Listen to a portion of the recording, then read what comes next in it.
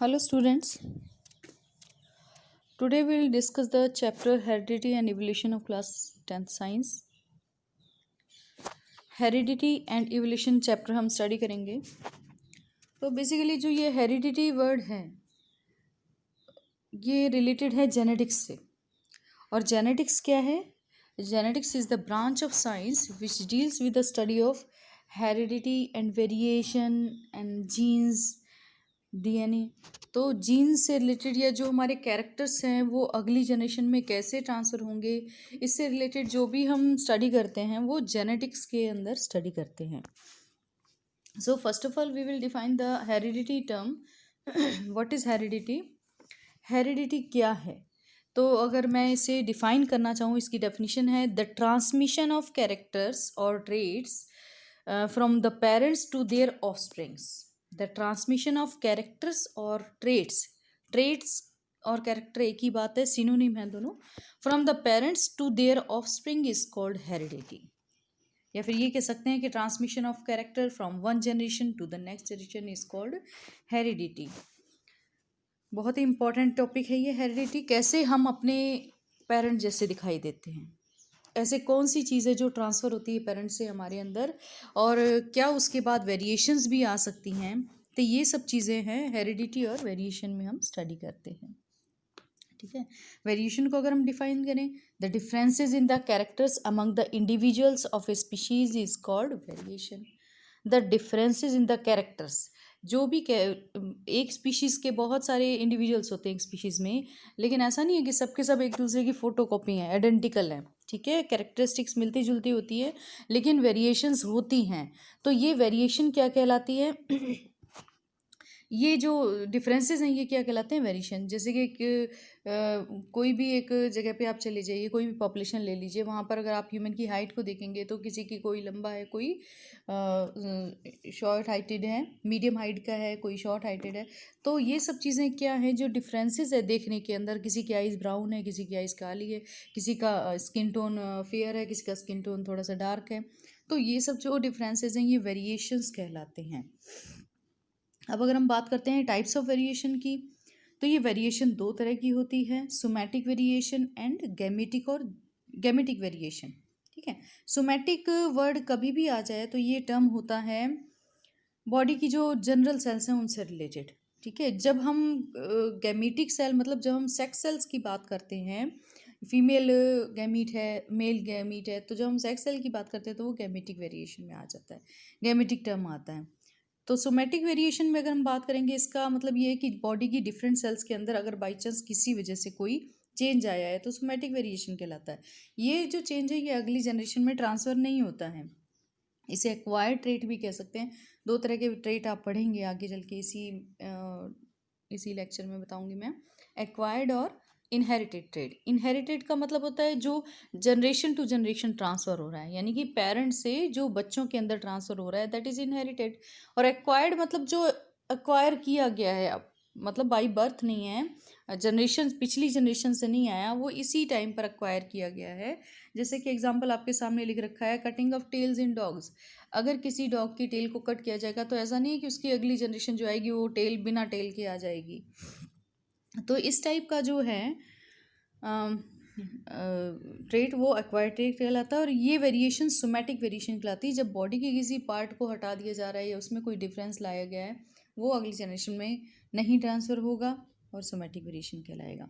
Gametic variation किसकी वजह से होता है? जीन्स की वजह से होता है, रिप्रोडक्टिव सेल्स की वजह से होता है, गैमीट्स की वजह से होता है।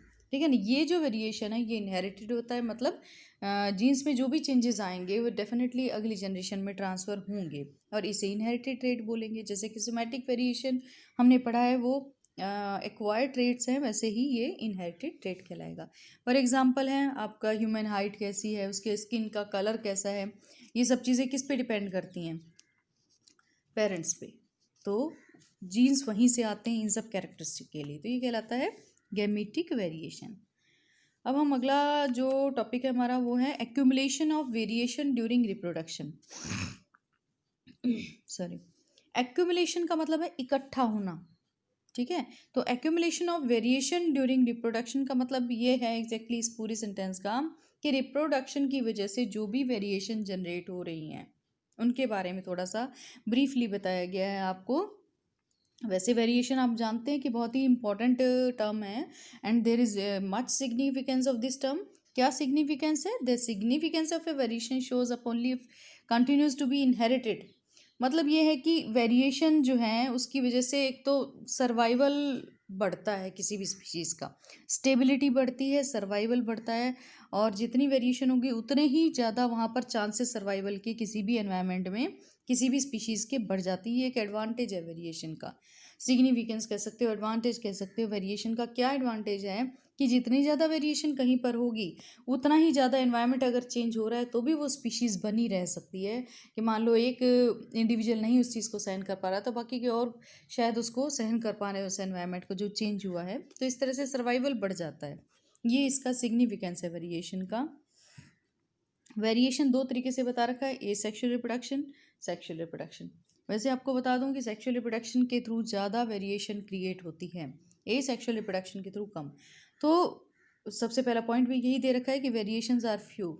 ए सेक्शुअल रिप्रोडक्शन के वजह से कम होती है वेरिएशन। इसका मतलब ये है ए सेक्शुअल रिप्रोडक्शन, जैसा कि आपने how do organism reproduce chapter हम कर चुके हैं, उसमें आपने स्टडी किया है कि इसका मतलब होता है कि when the one parent is involve in the reproduction process. Asexual reproduction का मतलब है जब सिर्फ एक ही पेरेंट इन्वॉल्व है, एक से ही दो सेल बन गई या एक से ही स्पोर जनरेट हुए और वो फर्दर डेवलप हो गए, तो एक सेल का ही रोल है यहाँ पर।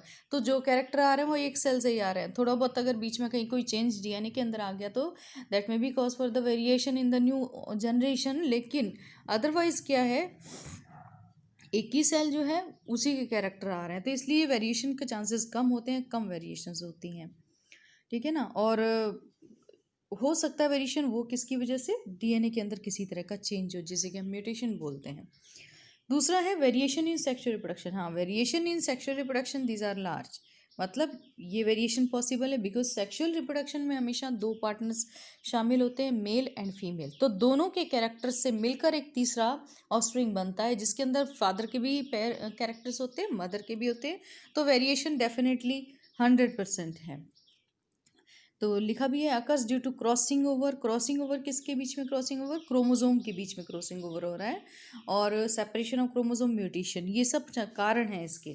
क्रोमोजोम में जो सेपरेशन हो रहा है, आधे मेल से आ रहे हैं आधे फीमेल से आ रहे हैं, या फिर म्यूटेशन डीएनए के अंदर म्यूटेशन हो रहा है, किसी भी वजह से हो सकता है, फिजिकल वजह हो सकती है, केमिकल वजह हो सकती है, बायोलॉजिकल वजह हो सकती है। तो ये सब कारण हैं वेरिएशन के जो कि सेक्सुअल रिप्रोडक्शन के अंदर पाई जाती है। इंपॉर्टेंस ऑफ वेरिएशन मैं ऑलरेडी आपको बता ही दिया है मैंने। वैसे तो इंपॉर्टेंस क्या है वेरिएशन की, कि depending upon the nature of variation different individuals would have different kind of advantage. मतलब ये है कि जैसे अगर हम बैक्टीरिया की बात करें तो बैक्टीरिया कितनी ज़्यादा स्पीशीज़ हैं इस एनवायरनमेंट में। कुछ बैक्टीरिया ऐसे भी हैं जो बहुत ही हॉट थर्मल जो स्प्रिंग्स हैं जिनमें कि 100 डिग्री सेंटीग्रेड टेम्परेचर वहाँ पर सर्वाइव करता है, कुछ पेट में सर्वाइव। तो अलग अलग एनवायरनमेंट के अंदर जो सर्वाइव कर रहा है वो किस वजह से कर रहा है? बिकॉज ऑफ द वेरिएशन कर रहा है। अगर एक ही तरह की स्पीशीज़ होती तो वो या तो हॉट स्प्रिंग्स में रह सकती थी, या आइस पे रह सकती थी, या नॉर्मल अर्थ पे रह सकती थी, या सॉइल पे पाई जा सकती थी, या वाटर में। लेकिन यहाँ पर सैकड़ों हजारों स्पीशीज़ है बैक्टीरिया की जो अलग अलग एनवायरनमेंट में परसिस्ट करती हैं। यानी कि बैक्टीरिया की प्रजाति जो है वो बनी हुई है, स्पीशीज़ बनी हुई है बिकॉज ऑफ द वेरिएशन। किसी भी टेम्परेचर पर किसी भी जगह पे अलग अलग स्पीशीज़ सर्वाइव कर रही है, ये वेरिएशन है। ठीक है ना। तो survival in the changing environment is the most important point और इम्पोर्टेंस ऑफ वेरिएशन। ठीक है, यही इंपॉर्टेंस ऑफ वेरिएशन है खास तौर से। अब उसके बाद देखिए कुछ एग्जांपल के थ्रू भी ये बता देते हैं कि एक्चुअली क्या है। जैसे कि free year lobes and attached year lobes, जो हमारा पिन्ना है ये कि इसका क्या शेप है, ह्यूमन पॉपुलेशन के अंदर अलग अलग तरह का पाया जाता है। और दूसरी बात जो है, जो कुछ अभी आपने वेरिएशन वगैरह स्टडी करा है कि भाई वेरिएशंस आ रही हैं, या फिर इन क्या नाम है, हेरिडिटी है, इनहेरिटेंस हो रही है। हेरिडिटी को हम एक और टर्म देते हैं इनहेरिटेंस। हेरिडिटी जो और इनहेरिटेंस एक ही बात है, सिनोनिम एक तरीके से। इनहेरिटेंस भी यही है कि हमारे कैरेक्टर्स का हमारी अगली जनरेशन में ट्रांसफ़र होना क्या कहलाता है? इनहेरिटेंस कहलाता है। हेरिडिटी और इनहेरिटेंस में कोई अंतर नहीं है, सेम एक ही बात है। तो इनहेरिटेंस जो हो रही है या हेरिडिटी जो है, इसके बारे में सबसे पहले किसने नोटिस किया था? किसने ये चीज़ नोटिस करी थी कि क्यों हम अपने पेरेंट्स के जैसे दिखाई देते हैं? तो एक साइंटिस्ट है, इनका नाम है ग्रेगर मेंडल। उन्होंने सबसे पहले इस चीज़ के बारे में सोचा और इस पर काम करना शुरू किया था। ठीक है, इन्होंने, जो ग्रेगर मेंडल साइंटिस्ट हैं, इन्होंने हेरिडिटी के बारे में सोचा था और हेरिडिटी पर काम करना शुरू किया था। इसलिए इनको फादर ऑफ जेनेटिक्स भी बोला जाता है, क्योंकि हेरिडिटी या इनहेरिटेंस से रिलेटेड सारी स्टडी हम जेनेटिक्स ब्रांच में करते हैं, साइंस की जो जेनेटिक्स ब्रांच में है। तो इसलिए फादर ऑफ जेनेटिक्स या फादर ऑफ हेरिडिटी भी कई बार लिखा हुआ होता है, वो ग्रेगर मेंडल हैं। अच्छा क्वेश्चन है ये, अक्सर पूछा जाता है। मेंडल ने जो अपना काम हेरिडिटी से रिलेटेड शुरू किया, वो किस पर शुरू किया? एक प्लांट है जिसका नाम है गार्डन पी प्लांट, जो मटर खाते हैं हम, वो मटर, इसका साइंटिफिक नेम है पाइसम सेटाइवम, सामने लिखा हुआ भी आपके। जो गार्डन पी है उसका साइंटिफिक नेम, हर चीज़ का साइंटिफिक नेम होता है, चाहे वो प्लांट है, एनिमल है, माइक्रो ऑर्गेनिज्म है, हम लोग हैं, हमारा भी साइंटिफिक नेम है होमो सेपियंस, हमारा साइंटिफिक नेम है। इसी तरह हर चीज़ का, जो भी जितने लिविंग ऑर्गेनिज्म हैं इस दुनिया में, हर एक का साइंटिफिक नेम है। साइंटिफिक नेम का मतलब होता है वो कॉमन नेम जिसके नाम से इसे हम विश्व में कहीं भी जाएंगे तो वो कॉमन नेम ही रहेगा, एक ही नाम रहेगा, उससे कोई भी साइंटिस्ट उसको पहचानेगा कि आप किसकी बात कर रहे हैं। तो गार्डन पी का साइंटिफिक नेम पाइसम सेटाइवम, इसको इस्तेमाल करके ही जो ग्रेगर मेंडल हैं, उन्होंने इनहेरिटेंस से रिलेटेड बहुत सारे लॉज बनाए थे। ठीक है ना, बहुत सारे, तो क्या, 2-3 लॉज थे बेसिकली जो इम्पोर्टेंट लॉज हैं। तो इन्होंने क्या किया था कि गार्डन पी को सिलेक्ट किया था। क्यों सिलेक्ट किया गार्डन पी को? इसका भी एक बहुत ही इम्पोर्टेंट कारण है गार्डन पी को सिलेक्ट करने का। क्या कारण है? देखिए यहाँ पर भी शायद दे रखा है इन्होंने, कि सबसे मेन चीज़ तो ये थी कि गार्डन पी का जो लाइफ स्पैन है वो 1 ईयर एनुअल होता है। जो लाइफ स्पैन है वो बहुत छोटा है, एनुअल होता है जनरली। एनुअल मतलब 1 साल का होता है, तो 1 साल के अंदर ये प्लांट ग्रो करेगा और ख़त्म हो जाएगा। यानी कि जितनी भी चेंजेस आ रहे हैं इसके अंदर, जो भी ऑब्जर्वेशन हमें करनी है जेनेटिक्स से रिलेटेड, हेरिडिटी से रिलेटेड, इसके कैरेक्टर से रिलेटेड, वो हम 1 साल के अंदर इजीली कर सकते हैं। तो यानी कि 5-6 साल में तो हम उसको कई बार एक्सपेरिमेंट करके देख सकते हैं और फाइनली अपना रिजल्ट पुख्ता तौर पे निकाल सकते हैं। तो लाइफ स्पेन छोटा होता है।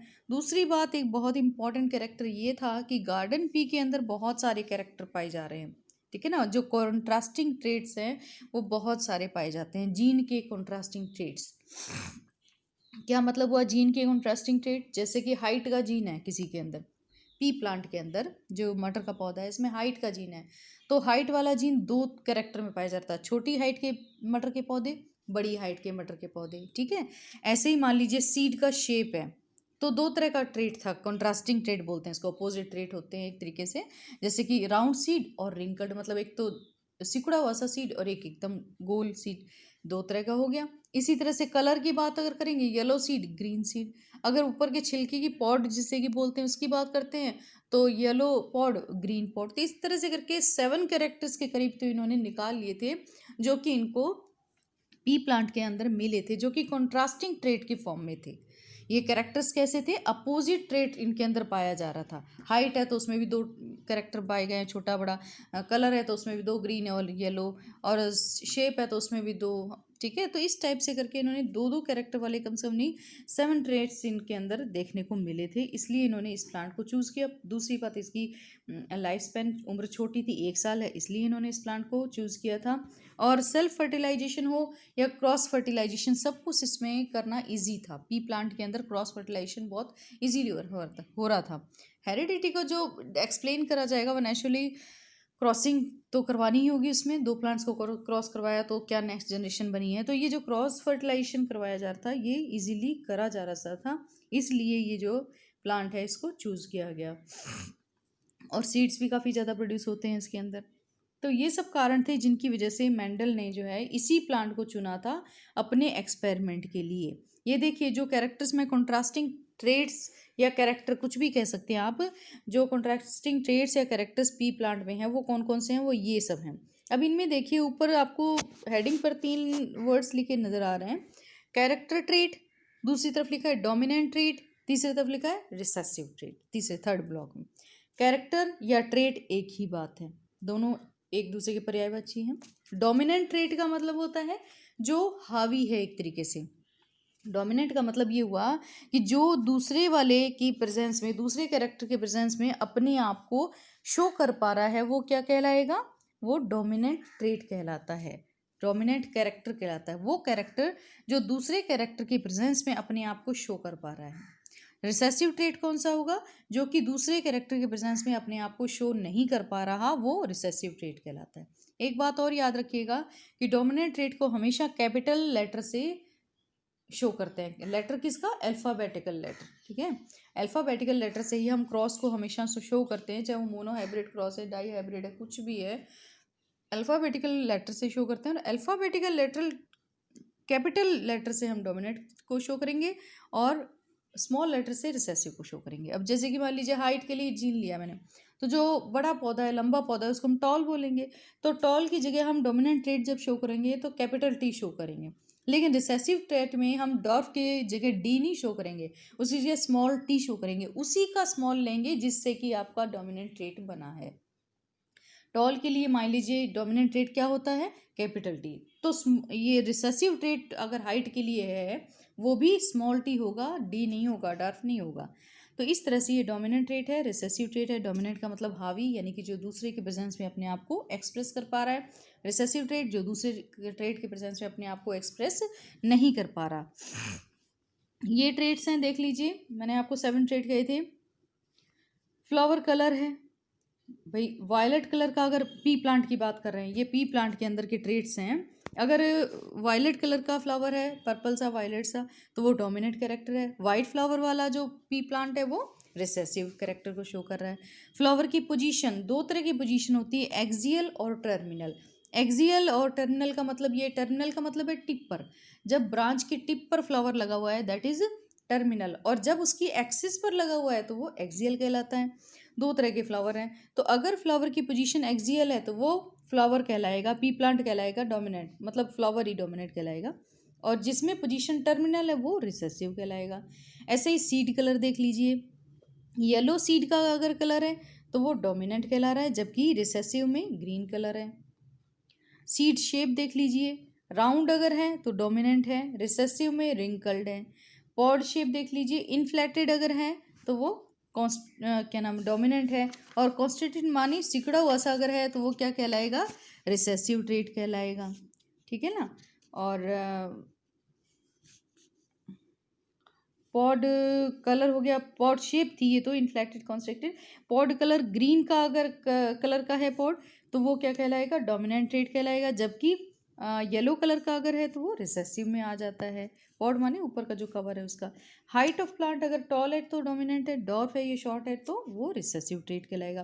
तो ये कुछ कैरेक्टर्स थे, जिनको 7 कैरेक्टर्स हैं, बल्कि कॉन्ट्रास्टिंग ट्रेट्स बोलेंगे आप इनको। इन कॉन्ट्रास्टिंग ट्रेट को यूज़ करके मेंडल ने अपने बहुत सारे एक्सपेरिमेंट किए थे, 5-6 साल तक करे थे लगातार।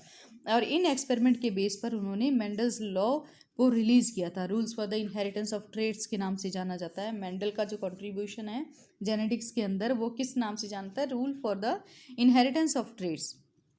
तो इनहेरिटेंस ऑफ ट्रेट्स जो है वो उन्होंने आगे उसके लिए सारा डिटेल बताई थी।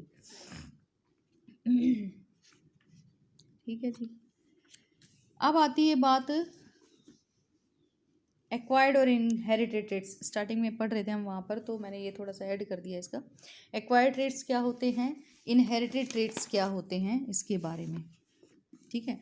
एक्वायर्ड ट्रेट का मतलब है कि the traits that are transferred from parents to the offsprings.